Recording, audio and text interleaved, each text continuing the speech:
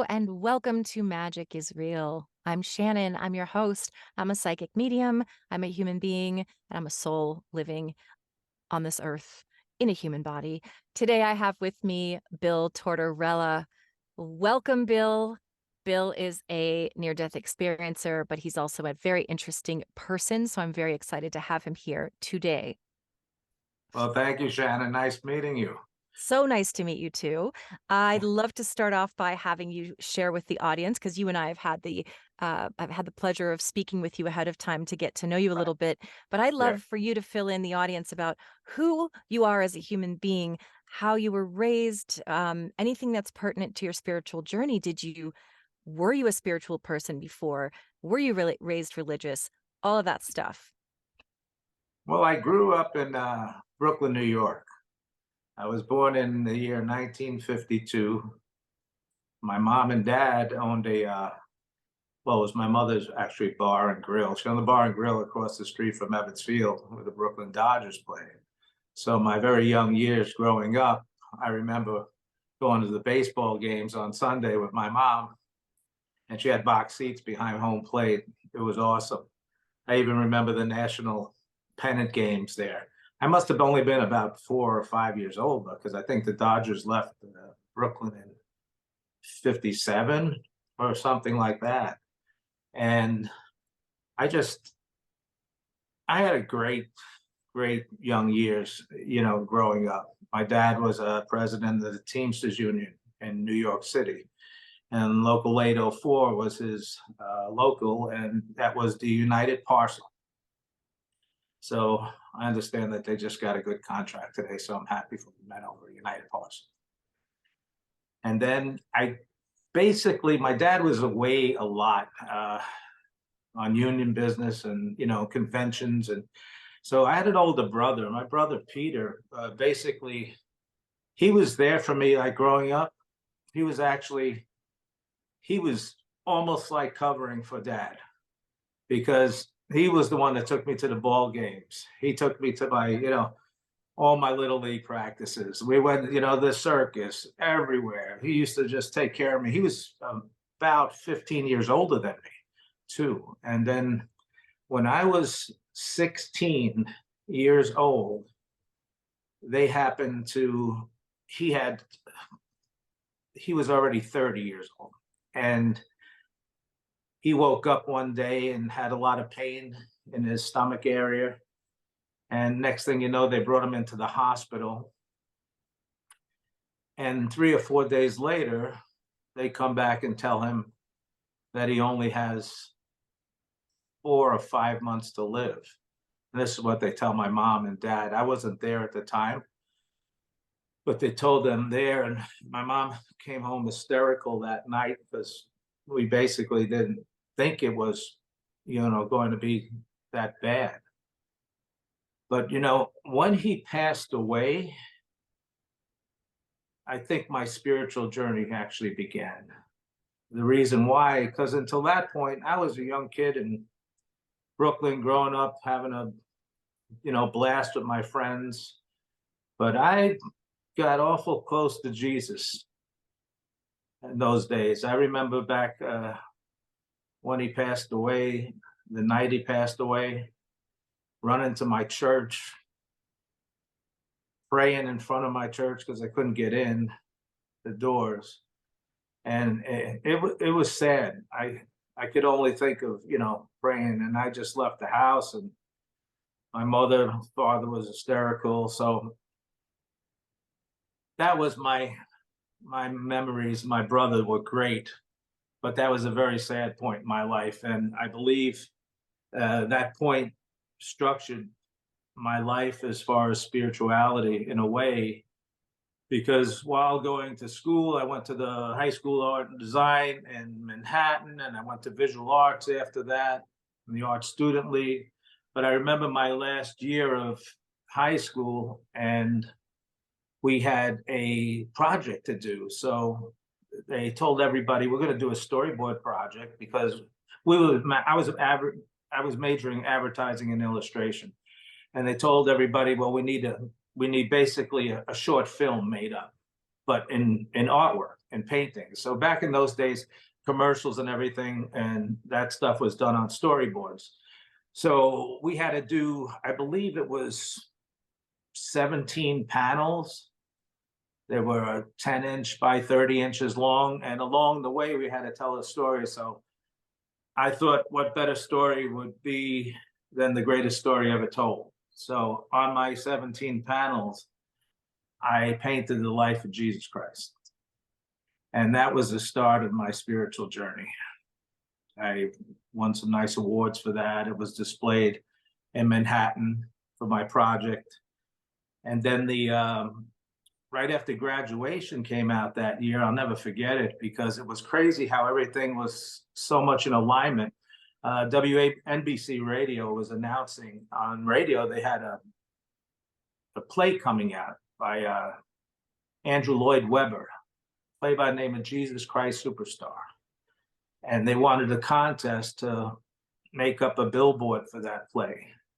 And out of 250,000 contestants, I'm happy to say I got to win that contest. It was Wow, awesome. that is And awesome. I was there for opening night at the play in New York City. It was phenomenal. We were supposed to be on television. I'll never forget when they told me I won. Because I did this card. It was a card on 2 plywood boards, 4 by 8 foot plywood boards. I had 3 hinges holding it together. And I did this enormous painting of Jesus on the front with his arms spread out. And I had a burning village in the background on top of a mountain. And all the people started out really small. And on the bottom of the painting, they became about 2 feet high, where Jesus was about 7 foot in the painting itself. And people were reaching out to Jesus with their crosses and torches and everything. And the first time when I brought it there, several months before the award was given to me, they said, put this one right in the middle of the room. So I put it in the middle of the ballroom and I opened up. When we went back, there was 250,000 cards, and there in the middle was my card of Jesus standing there. It was just beautiful. And I'll never forget the day because we were waiting for the news crew to come in. You know, the ones that did the news, the running crew that did all the news around town.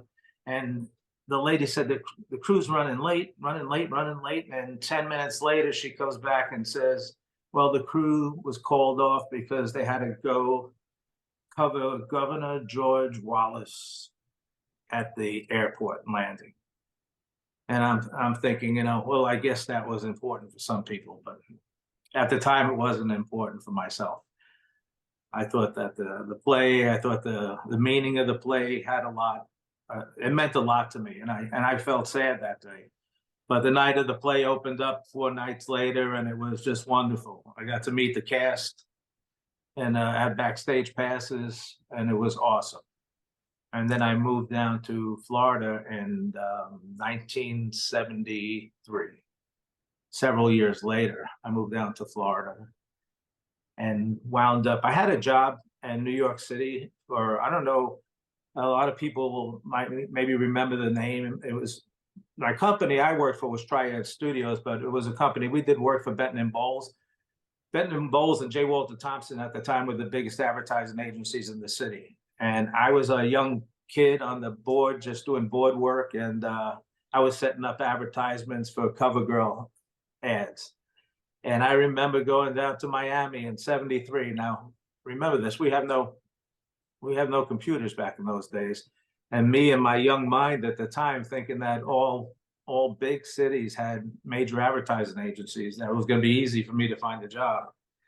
Well, I'll tell you something, Shannon. I moved down to Florida and I found out in '73 there was no advertising agencies.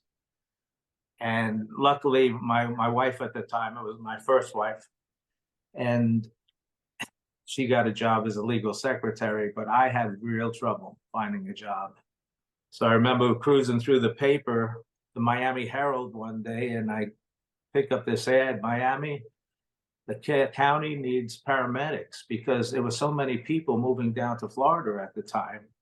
People were retiring there, and they were just moving in by the thousands, I guess. And Miami Beach was filled at the time with retirees. And where South Beach is today, it was basically like an older retirement home down there. And I started being a paramedic. After going to school, I went to Mount Sinai Medical School and I became a paramedic. So that gives you a little update to me going into my life, my adult life. Yeah, I told you guys he was interesting. Will, he also told me an interesting story about how he was kidnapped in Thailand with his ex-wife, and it was fascinating. But just so as not to get off course, we won't go there today. But you've Right. had a life. You've had many lives. Where is that art piece today that you made? That art piece is taken. My mom had donated it to a church up in the mountains in Pennsylvania. There's a little church on Harvey's Lake, and it was a beautiful little church. It was designed to look like the Alamo, and they had it back. I don't know what happened because I don't know. It was gifted to them sometime in the '90s, and I don't actually know what happened to the painting after that. Oh, wow. But Well, I that's guess, yeah. that's how that happened, and I just happened to transfer over. Something happened to me in the midst of my working as a paramedic, where I met someone, and basically he gave me a course for my lifetime. I met the lawyer, Mr. Howard Hughes, and he gave me. This was actually on a job I was doing part time before I became a paramedic. I had to find something, so I was driving a cab. I met Howard Hughes' lawyer, and it wound up staying with him and his wife.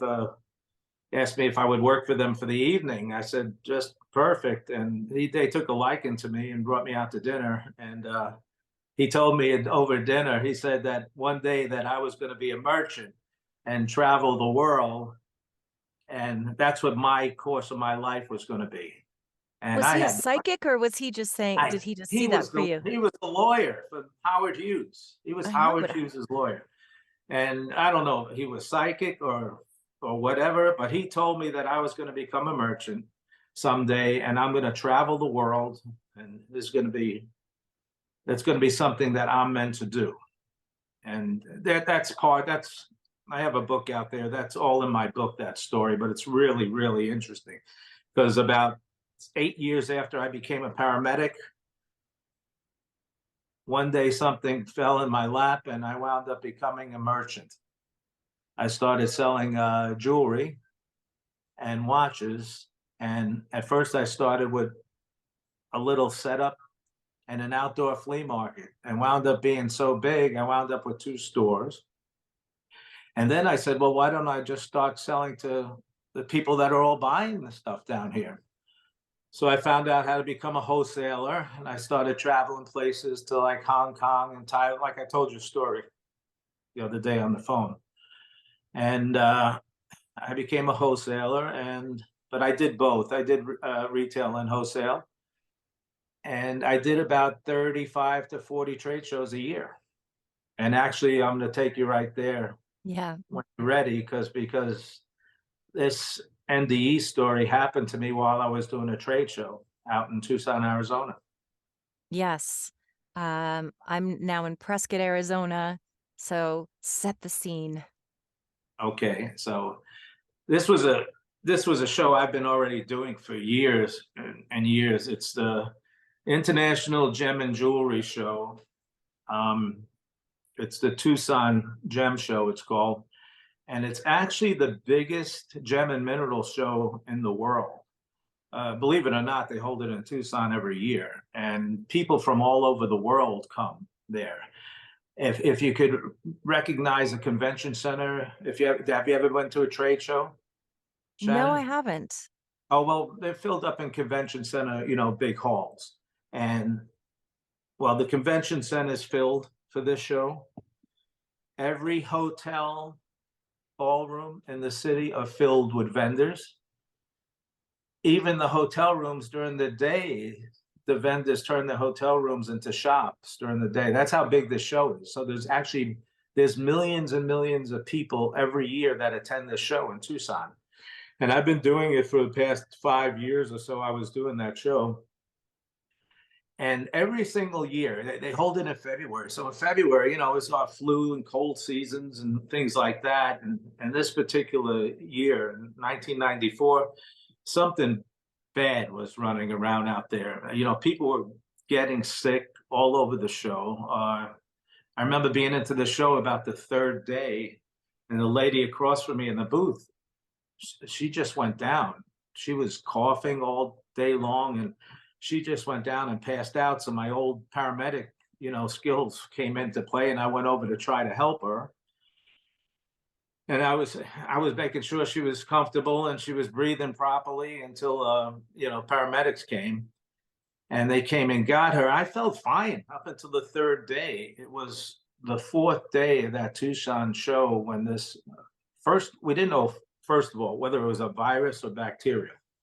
So no one knew what it was. All we knew is people were getting sick, and it was horrible. The fourth day I woke up, Shannon, I couldn't breathe. I couldn't breathe. My throat was so sore and swollen that it was so hard for me to breathe and swallow. I was having trouble. I had a fever. I was feeling terrible. I went down to the show, and my employees that worked for me, they took one look at me and they said, "You have to go to a doctor." And my wife wasn't with me this show because my son Billy, she was pregnant with my son Billy at home this time. So this was one year she didn't attend with me, and I wound up going to the hospital first. I remember going to the hospital, and the hospital had a lot of people in it. It was very, very busy. So they asked people if we don't mind if we went to like medical centers. So they all gave people different addresses where to go, because there was quite a few people coming down with whatever this was. All we knew is they couldn't identify it yet because it came on so quickly and everything. And I went to this medical center, and they took one look at me and put me on the gurney. And next thing you know, I'm hooked up with a D5W.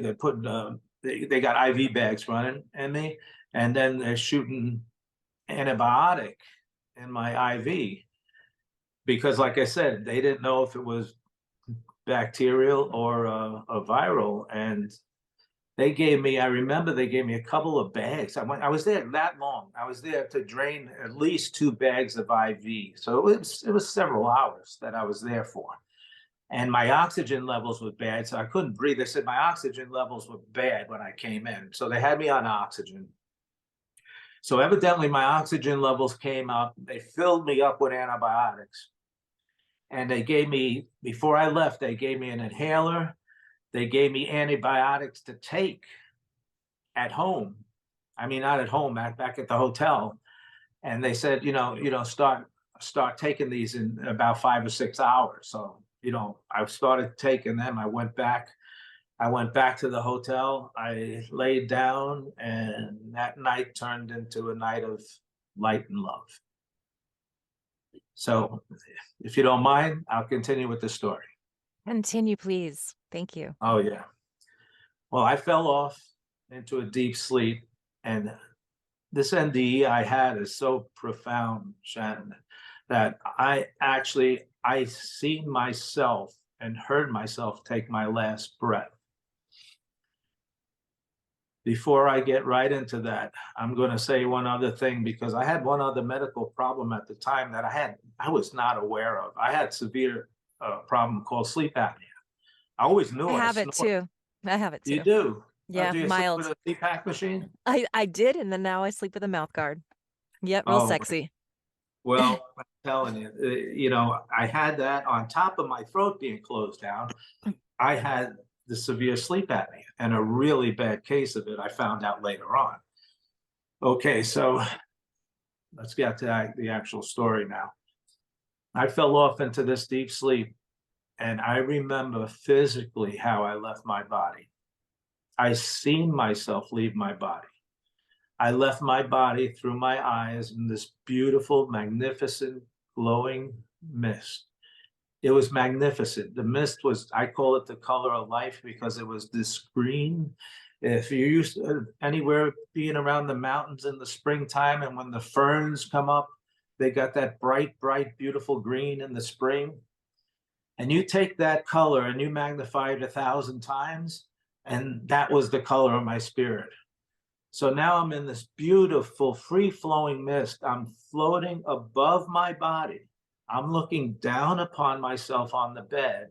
Now, at first, I recognize that's me 100%. I know my body and I'm looking down at it, but I'm feeling something different. I'm feeling free. I'm feeling wonderful. I'm feeling lightness like I've never felt before. It was just a magnificent feeling. And I was hovering and hovering around the body, just looking down on it, looking down and looking down on it. Now, I believe as the spirit passes on, it stays around the body to make sure the body is no longer has any life in it. When my spirit recognized that body on the bed was completely dead, this brightness came from behind and lit up the whole area under me. And automatically I was turned. I'm physically turned. Now this beautiful, light, bright gateway opens and it draws me right in. I have no control over anything. I'm just drawn into this beautiful gateway, this tunnel of colors that's so magnificent. I'm in the light. I'm part of the light. Now I'm feeling this, and it was amazing. I'm feeling love like I've never felt before. And now I'm starting to move. I'm moving faster and faster through this tunnel of beautiful, magnificent colors. And the faster I'm moving, the more love and protected I'm feeling. I'm feeling this protection inside me, like I'm cradled, like I might be, like if I were a little child being cradled by love. It was wonderful. And again, faster and faster, and the colors are going by me and through me. And I'll never forget when I arrived, what I'll call heaven. I believe in God. And now my arrival, these words come out of my mind. I hear them out loud. I'm home. I'm finally home. Thank God I'm home. I I knew where I was. I was there before, and now I'm back. And it was an amazing feeling. And there were spirits all around me, and they were welcoming me like family and friends. It felt like I knew them.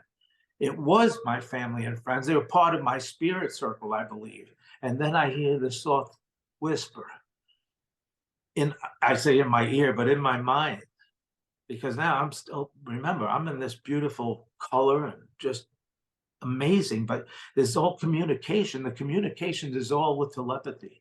It's all back and forth. You feel the love, you feel, you speak, you actually hear what they're saying to you. They hear you. Understanding, the level of understanding is so advanced. It's hard to explain here because they say we use just a couple of percent of our brain. I think we really do here, because on that side, I think we get to use 100% of our mind. The magnificent thing about it is this voice says to me, yes, Bill, you're home. You're home in the light of God. And my name is Antonia. That's exactly what she said to me. This was a woman's voice I was hearing. My name is Antonia, and I was with you on your journey. She basically told me she was with me on my journey home. I said, I had no idea anybody was with me. And it was just amazing. I felt so wonderful. She told me that she was responsible for bringing me back, and she was responsible for bringing me in.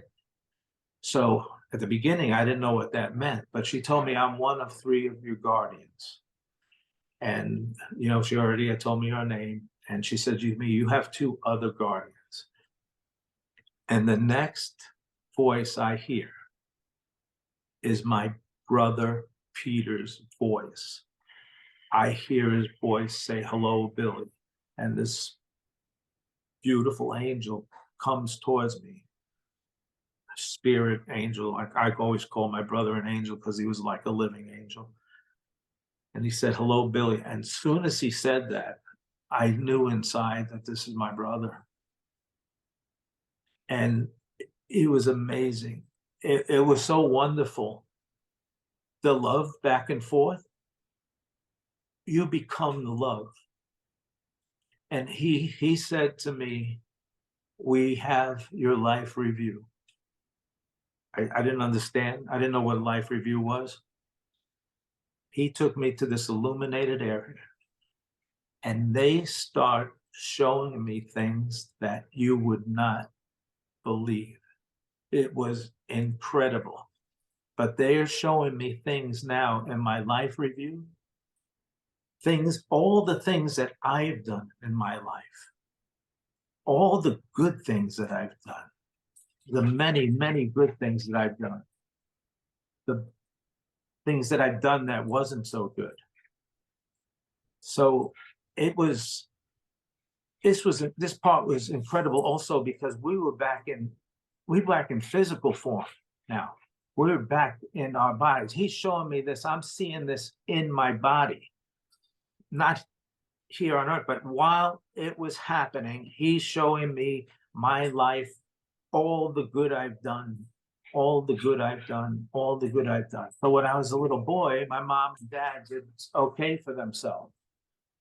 And what I mean by that, my mom had a bar and grill, and she used to give me some money whenever she did. I took all my friends because a lot of my friends didn't have, parents. They were just getting by at the time. I took them all to the movies. We went to Coney Island together. We went to the movies. We had popcorn and sodas, and they never took advantage of me. It was just something that I had a gift to give to them. And the wonderful part about that is the gift of service. We'll get into that later on. And giving is so important in life. But I remember them showing me that part. And then it took me right up to the part where I became a paramedic. Now I'm seeing all the events, all these hundreds and hundreds of events. It was like I'm in a flickering movie screen almost. And we would go from event to event of things that I physically done. And now we're in the scene of when me and my partner was downtown Miami. We just picked up our unit. And I'll never forget, our station was in North Miami, and we were on the way up to our station in North Miami on I-95. And a call comes over the radio, a 317. They said, "We have a 317 on I-95 and 135th Street." We were already on like 79th Street and I-95. And I hear this, a 3 meant emergency. Whenever there was a 3 in front of numbers, that meant there was an emergency call. If it was a 2, it was a routine call. So I picked up the mic right away and I said, "This is 67F. I said, "We're less than the 2-minute ETA. I said, "Call off unit 69F. Because we were so much closer. We had actually 2 minutes. They were coming from the station. It would have taken them 10, 12 minutes to get there. So I hear the dispatcher call off the other unit, and we took over. Now, by the time I got off the mic, we were already at about 110th Street because he's moving pretty quickly now, my partner, because he know we were on our way up there. We was at the scene. We stopped the car. It was a bad accident. This car plowed into the back of a truck. There's this kid. My first eyes, both our eyes went to this kid. This kid was running around frantically, and then he sat down and he's crying. So I grabbed my medic bag and we're running out to take care of him. And no, he's yelling, "No, my sister," and he's going like this. He's pointing, and me and my partner look over like this. And we see this young girl's head sticking through the window, the windshield. Back in those days, a lot of people didn't wear their seatbelts. And the young girl's head went through the windshield. Me and Danny got into the car immediately. I was on the outside. He was on the inside. We assessed it in less than 10 seconds. If we would have waited now, we had an assessment we had to make. We were 5 minutes from Parkway General Hospital. We had a quick assessment we had to make. The reason why is because in a lot of procedures, you're supposed to wait for the fire truck to come with the cutters. So that they would cut the window off and that. He said, but if we did, she would have bled to death. There was so much blood. It was all over. It was all over the place.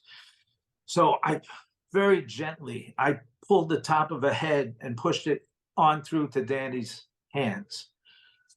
I ran around the side so he could get the other, and we pulled her out of the car and put her on the stretcher. And I have my hand with gauze pads holding just the top of her head down. I'll never forget this. We put her up in the unit. Danny runs around front. The brother comes running in the back with me. He's looking out the back room crying. And I'm working on it. And now I'm trying to put a bandage on her head. And she starts to seize on me. Her whole body is jumping up and down on the stretcher. And she's hitting the stretcher so hard with her head. I'm so fearful, I got no control over her head. So I scream out, God help me, God help me. And at that moment, I seen my hand and I seen Peter's hand go right on her head at the same time. By the time I got her head down and she stopped seizing, and I had my other hand cradling the back of her neck, we opened the doors open because he hit the emergency exit, and the nurses were already called. Everybody ran out, and we just jumped out and we pulled her in, and they ran her right into operating. And I thought about that all day. I couldn't stop thinking about that. It was just on my mind. My whole uniforms was completely filled with blood. We went back to the station. We got showered and a new uniform on and went for the day. But I thought about it for the whole 24-hour shift I was on.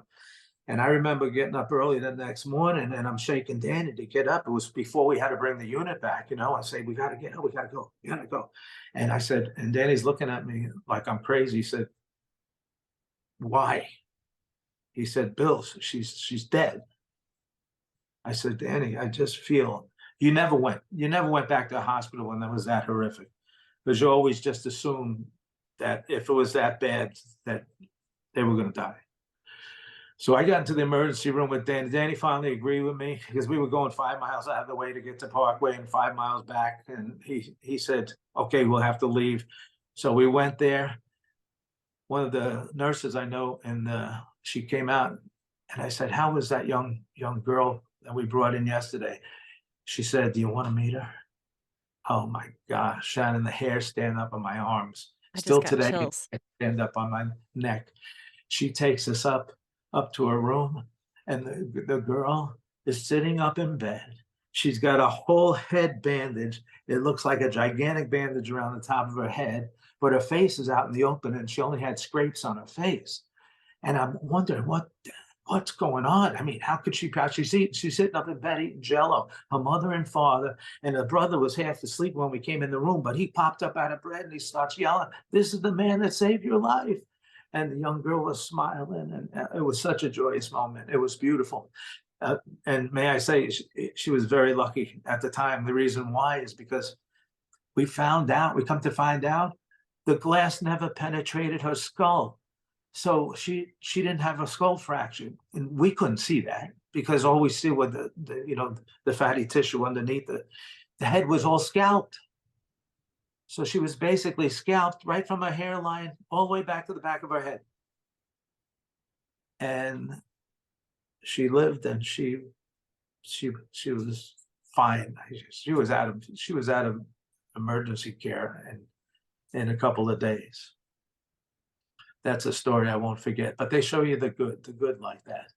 And the more good, I think one of the reasons why I had this experience is because I had so many of those things that I did over the years, being a paramedic. There's so many times doing CPR, hundreds and hundreds of times doing CPR. But then they turn it around on me. And now they show me the bad I've done in my life.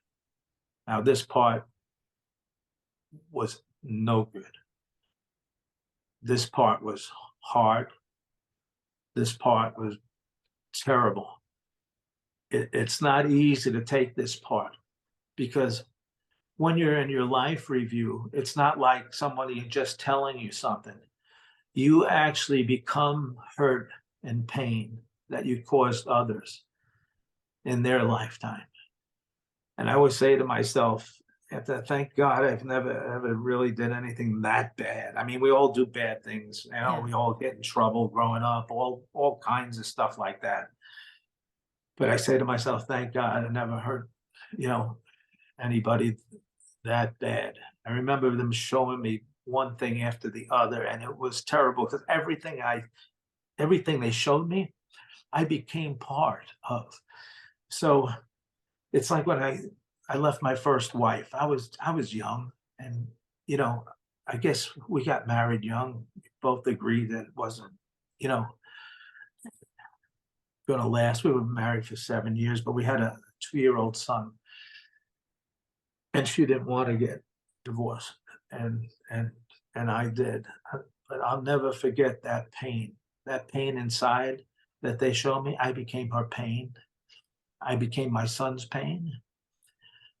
I became all this pain, and then over and over and with other things they show me. I said till it got to a point where I said, please, please stop it. I'm sorry. I'm sorry. And it just everything came down and all the gray just dropped. And we're back in spirit form again. And I said to myself, they said good. And in my mind, I thought like the good outweighs the bad. But I did something when I I pleaded when I pleaded that I was sorry is when the grayness came down, and now we're back in spirit form, and that was the end of the life review part. And from that part, Peter said that I had a third spirit guide that's been with me, and this spirit guide has been with me my whole life, and his name is Oren, and Oren was a magnificent spirit. Oren was a spirit of, I believe, magic. He was the one that I call my intuition that's been with me my whole life as well. He's the, you know how people talk about there's a little angel sitting on your shoulder on one side and there's a bad one on the other side? Well, Oren was my intuition.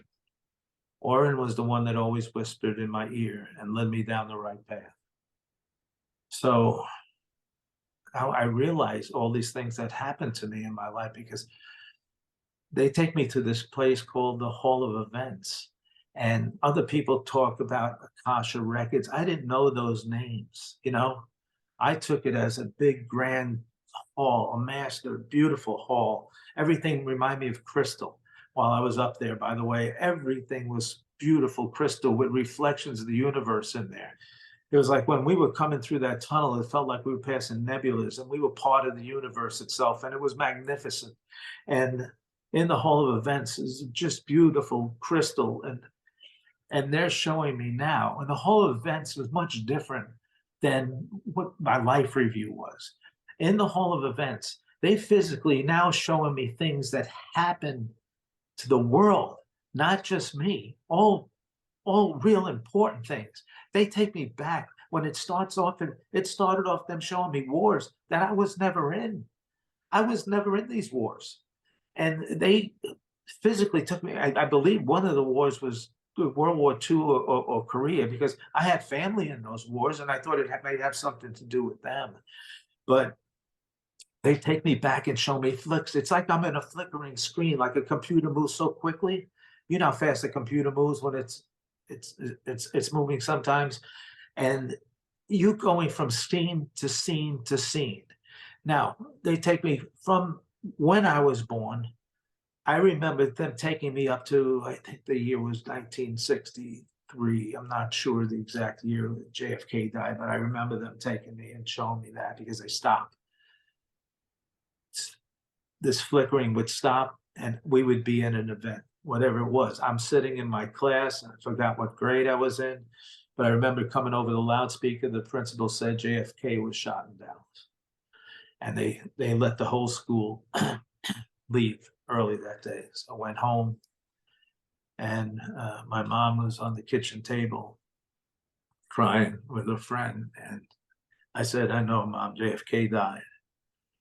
And it was a sad, somber moment because people loved John F. Kennedy. They just loved the man, and so did we. It was just a good man in certain ways.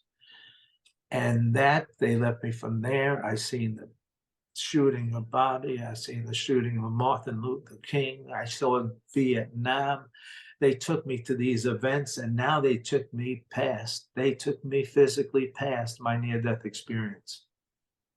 I'm sitting past my near-death experience, and I'm sitting at the base of the Twin Towers.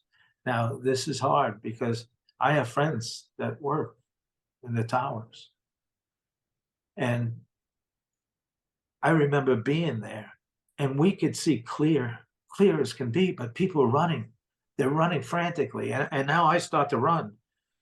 And Peter, Nora, and Granny said, Bill, you can't run. This is, you're not here. This is future. I said, what is this? My friends, my friends. I remember that because it was so emotional to me that because I had a lot of friends working in the towers. And that part I will never forget. And from event to event to event there, I mean, it took me to, I believe it was Baghdad after that, because I remember the bombings and I remember the way people was dressed. So it was in the Middle East and it was after that. But where this ended up was, I believe, was the times of today. Today, if you look back at some of my podcasts from 6, 7 months ago, yeah, about 6, 7 months ago now, you'll see that I talk about cities burning all over. I don't know if you've been on the radio or seen I mean, the news or anything, and see all the fires that's burning now. I seen these fires 30 years ago. I said that on podcast before. I said that in 2002 when I wrote my first book. So I believe we're in these times today where very important choices have to be made. And it's important because we could be in a life or heading towards a life that we don't want. You know, we have choices. I think that people could make them. And I think people could come together. And this thing you hear today about child trafficking, I had that in my book from 202, and I have that in my new book. I talked about this. God wants the children safe. God wants the children safe. It's two simple things. He wants children safe. He wants people to get along. This spiritual world, it's different. There's none of this fighting, arguing, all this stuff. It doesn't exist up there. The only thing that exists on the other side is love. You have love and service on the other side, and that's what exists. We come here. This is a platform of teaching. This is where we learn. We learn how to feel. We feel sadness, we feel anger, we feel sorrow, we feel pain. We feel all these feelings here that we don't feel these. We have no feeling of this on the other side. So on the other side, we're in spirit form in this magical heaven, place I call heaven, that's magnificent, with God, and we're all part of that. We're all connected as one. And God wants us to connect here, but it's something that's a process that has to be learned.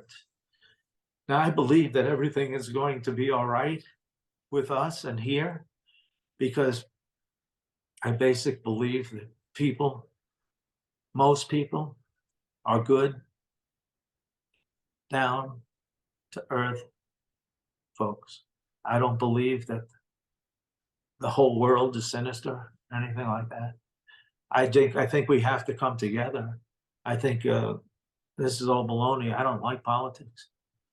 I don't like it at all because that's an easy thing to overcome. We could agree on things and fix things like that.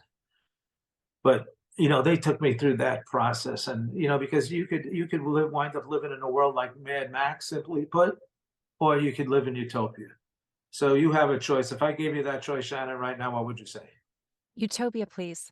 Oh, yes. Everybody would say the same thing. And it's not hard. I mean, it's not hard. And God doesn't expect us. He doesn't expect us to do spectacular, spectacular things. We all are spectacular inside. We all are spectacular in God's eyes. We all are one. We are all gifted with this. Now, this short stay we do here is so minute amount of time up there that I believe that I'll see my brother again someday, but for him, I think it'll be like it was the blink of an eye. Yeah.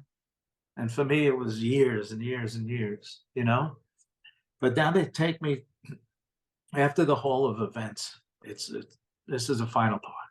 Because I don't want to bore people. This is Not the final. boring. They take me to they take me to a beautiful plateau. The three of them now, Antonia, Peter, and Oren.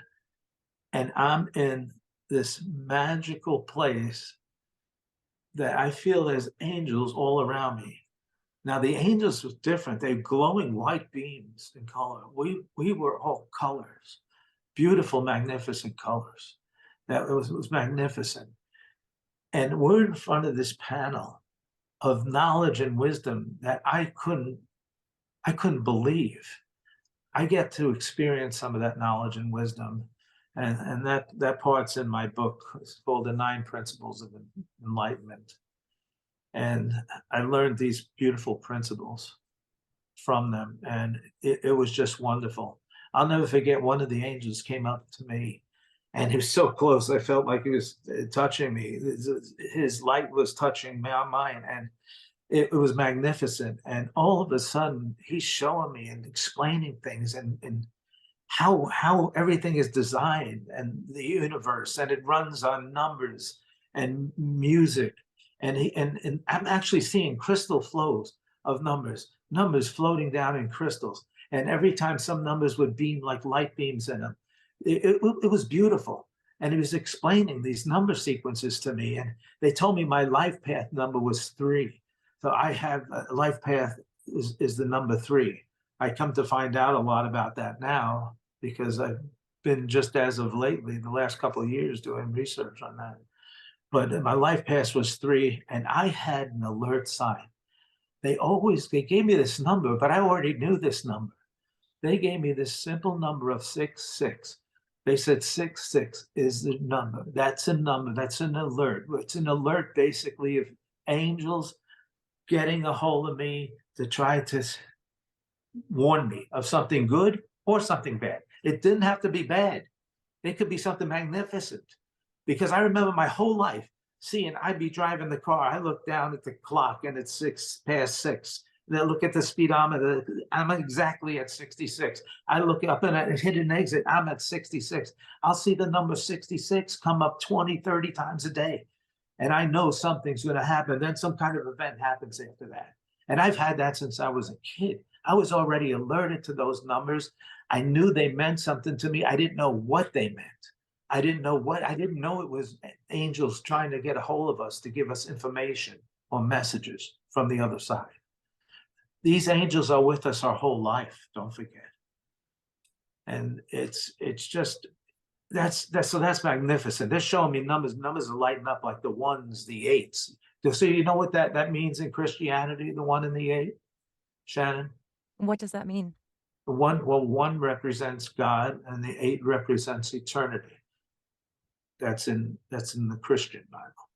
Now the number 18, numbers 1 through 9. 9 is the highest number in the universe on the number platform. They show me 1s, 8s. They show me 3s, 6s, and 9s, like Tesla's numbers. They show me those numbers. They're there for a reason, the 3, 6, 9, because everything is divided to 36. The 1 and the 8 is 18. The zeros, that it's not that they're not counted on the other side. The 0 is put in, it registers something. Like the number 3, 6, 9 is 18. Now, if you take those numbers, this is it's simple, but I found out a lot of things after this stuff happened to me. These were a measurement system that they were explaining to me. So this is a quick example. If you take the diameter of the moon itself, the diameter of the moon is 2,164 miles across. It's 233,000 some odd miles, almost 300 miles from the Earth to the moon. So if you divide the 2,160 into that, you get the number 108.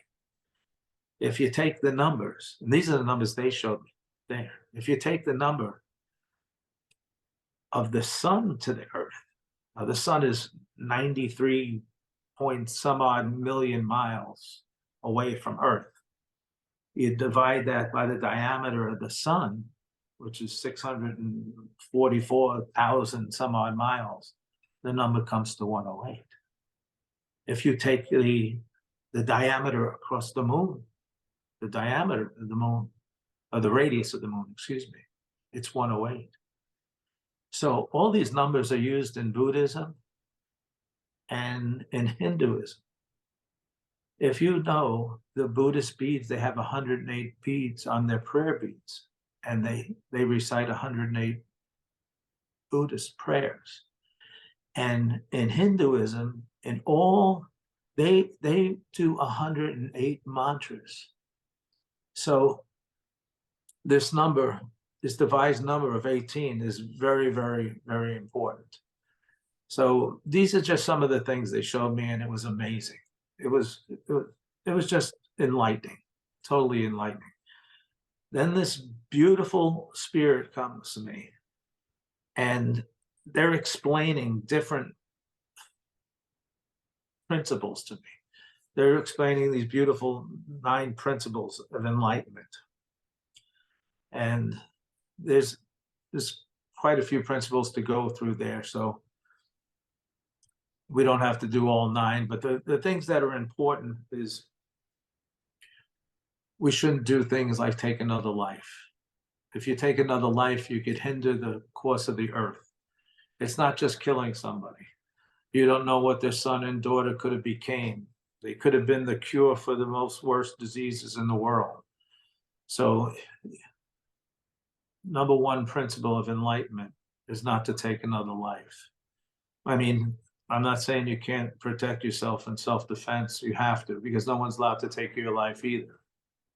But we shouldn't be taking other people's lives. So that's very, very important not to do. Number 2 and 3 is, 2 is your intuition. 2 is Orin. Orin's that one that gives me the knowledge which path to walk down my whole life.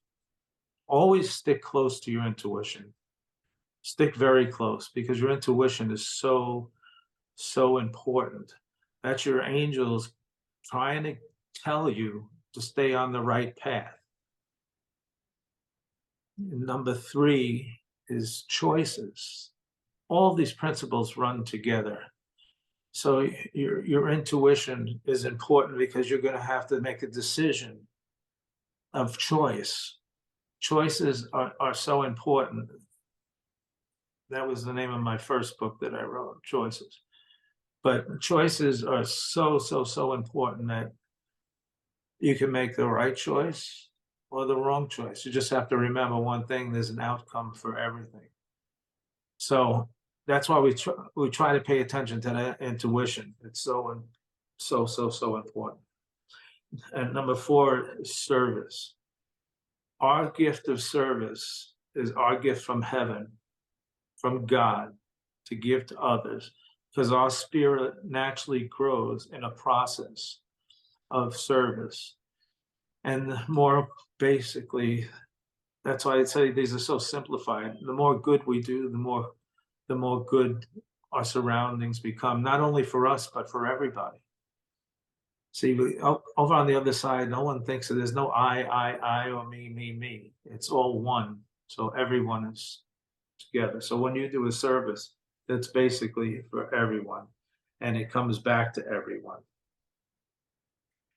Now, there's other principles like lessons, and the lessons are given to us every day. They're dropped in our laps. And I have amazing, amazing stories in my book about lessons. There's so many different things there. On the body. The body is a temple. That's another principle of enlightenment. The power of love and 9 rungs of love along with it is just wonderfully enormous. The top ladder of love, when I ask people, well, how do you feel about love? Is love for your children, love for your spouse, love for your family? What's the most important love to you? And you get different things from everybody. I mean, some people, the most important love for them is their work. I mean, but there's a love that people don't think about. And that's the higher level of love. It's the love of Mother Earth. We have to protect Mother Earth. We don't abuse her.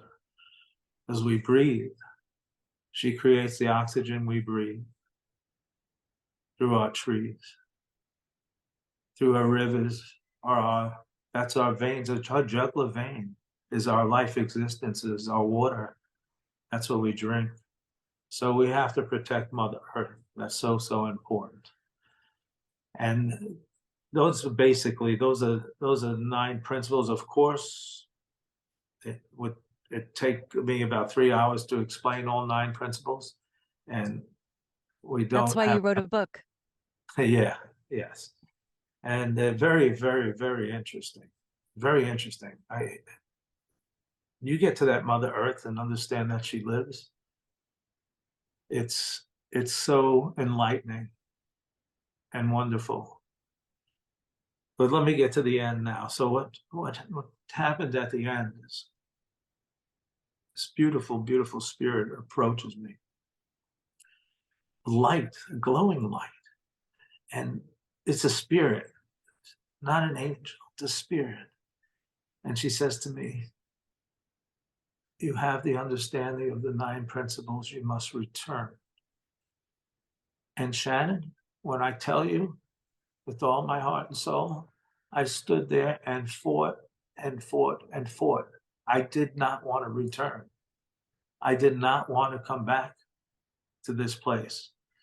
I no longer needed this place. I was part of God and God's love. I said, I'm with God in the light. I begged, I pleaded. She said, you must return. You have to return. Your alert system is 66. Your life path number is 3. You have the 9 principles of enlightenment. You must return. I couldn't understand. And then she says, Dad, I'm 6 of 6. You must return. And the next thing I know, I'm being pulled back like a vortex through this amazing thing, but it's not quite as wonderful as coming up. And I'm back in my body. I'll never forget this. I'm in my physical body again for the first time. And I breathe. I couldn't get the air into me. Oh, it was like you being under the water for a long time. And then you come up and you just go like that. It was so, I had no air. I finally got my lungs finally got air in it. Now I could breathe. And it was terrible. I was back in this body, but I couldn't move. I didn't even feel my body. So I thought I was paralyzed. When I first got air back in myself, I thought I was paralyzed. And it was terrible because I couldn't move. And then I started feeling the pain that I had earlier in the day. And I started feeling pain first. I remember that. Then I feel tingling all over myself. Tingling, and my blood's flowing through my legs again and my arms. And then I remember reaching over and calling the operator downstairs at the hotel. And I think they sent somebody that was helping me. at work over the thing. I don't know who took me. I passed out and I woke up in the hospital. And that was the story. But there's one more thing. My son was born in 1994 in September. The show was in fall. I mean, it was in February, the show. I only had two sons at the time. I had my oldest son, Joey, now is 46 years old. And my son, Billy, now is 29 years old. He was born in 1994. This happened to me in 1994. In the year 2000, on the sixth month and the sixth day of the sixth month, my beautiful, sweet daughter, Brianna, was born. And that was I am 6 of 6. And that's the story. Oh, I have to compose myself.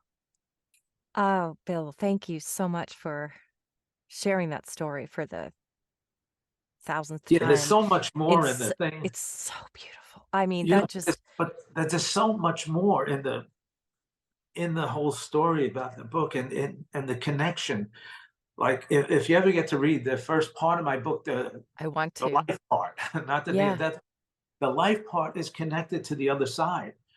And when you get that two things that are connected to each other, then you'll understand how this whole thing goes. Because yeah, I have a book out there now. It's called The Ninth Level of Enlightenment, The Wisdom of the Light. And I'm And gonna have links to all of your books and things oh, oh, underneath. good. Okay. Yeah, But please. I just that's one of the most incredible stories I've heard. And I've heard a lot of them, and it really brought me to tears and chills. And it's funny. I'm sort of speechless because I feel like you covered so much that often I have all these questions, but really, after all I'll say is when you came back from this experience, it sounds like you just sort of I'm assuming that you kind of had an understanding that it was real, that you weren't somebody who doubted it. How did you sort of Oh, I come had no doubt back? whatsoever. Yeah. I have had, I have no doubt whatsoever. Some people kind of I, have that moment of what happened and it takes them a while to process there it, but was no in between. yeah. When people talk about the veil, I know what they're talking about, the difference between, both sides, but I didn't go through a physical veil or anything like that. Yeah. I turned right into pure light, pure energy, pure love. Now that's the thing that people don't quite understand.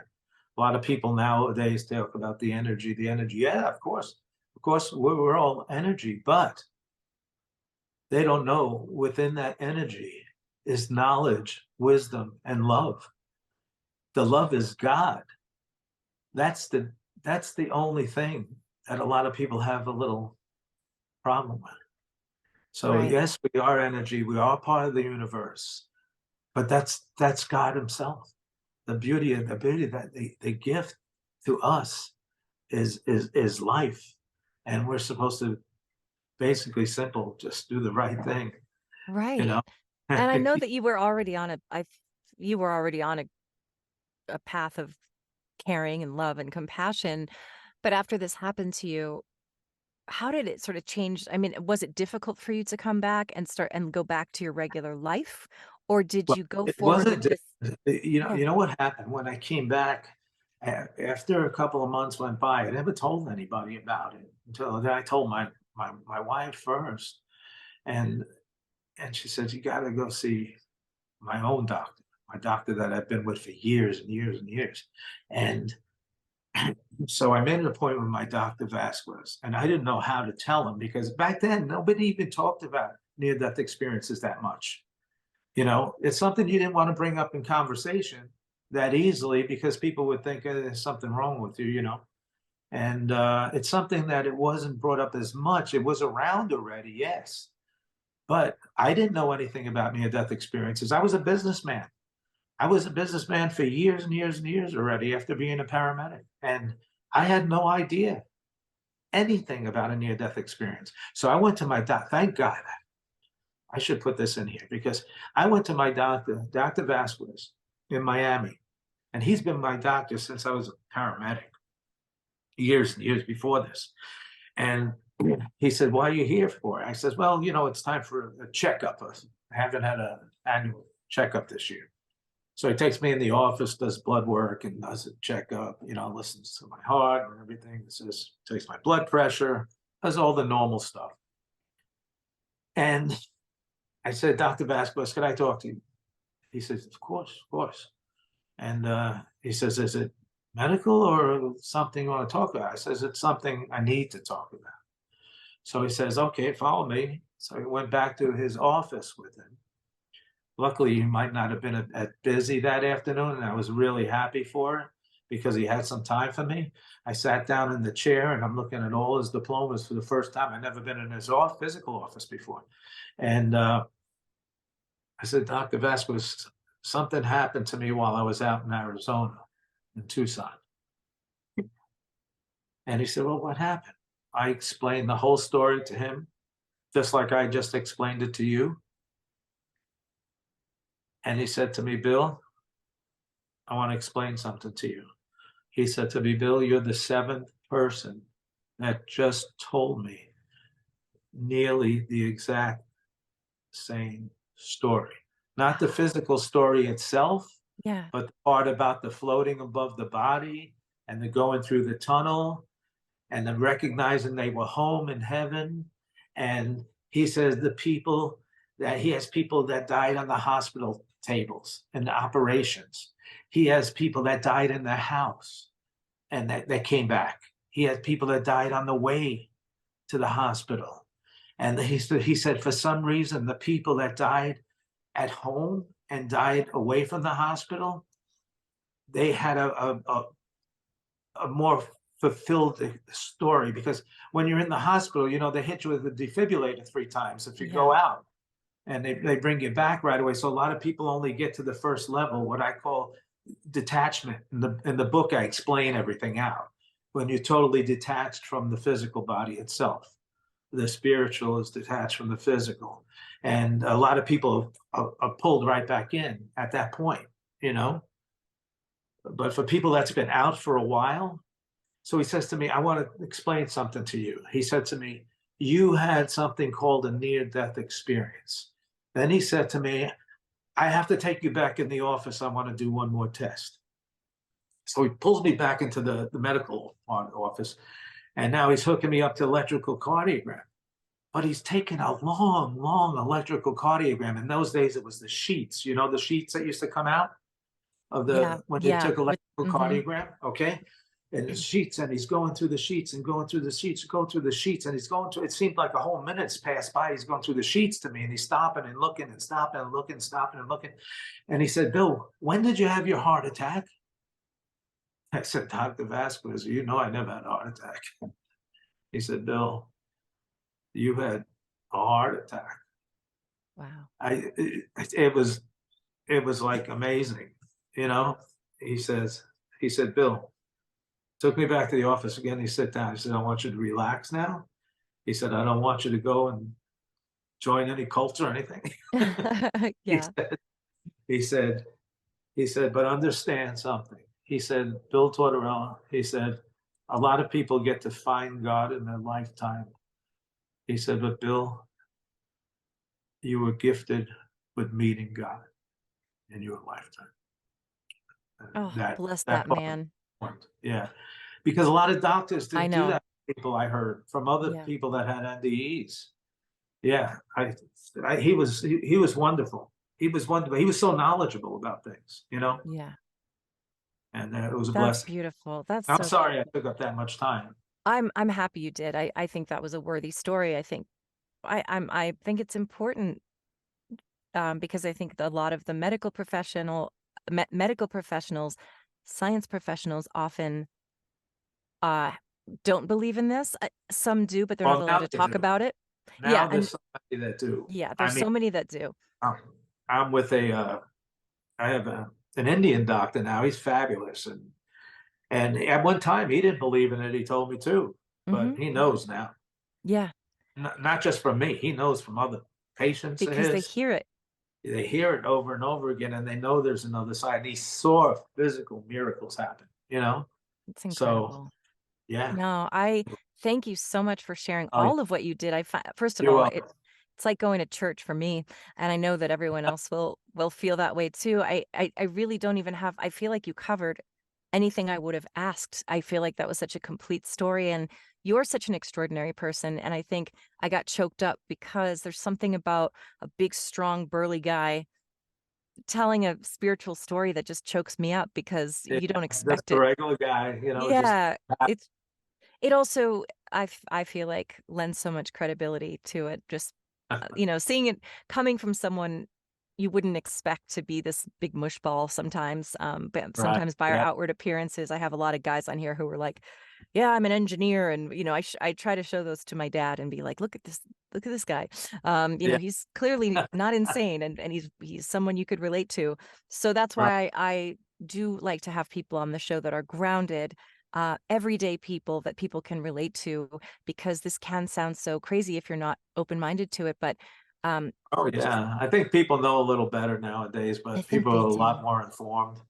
They are. They There's really- more of a curiosity now, which I'm really excited about. And occasionally I'll get a comment where people are like, "Yeah, right." And I'm like, "You Yeah, you well, haven't I don't care. I mean, if that's that's okay. Yeah, it that doesn't if you don't matter believe it, if they believe it or not, it really. doesn't. You'll find Up out. to Yeah, you'll know one find day. out someday. Everybody will.